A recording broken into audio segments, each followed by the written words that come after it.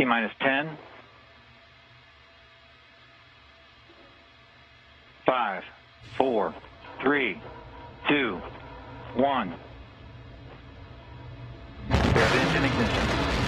Main engine start.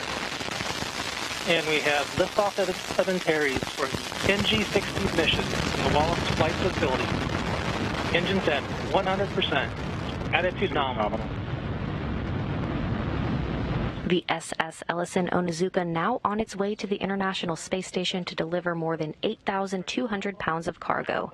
Good first stage performance so far.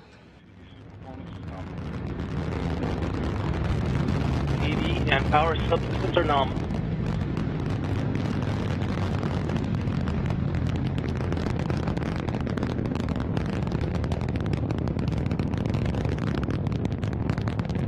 NG-16, all systems are nominal. Engines at 100%.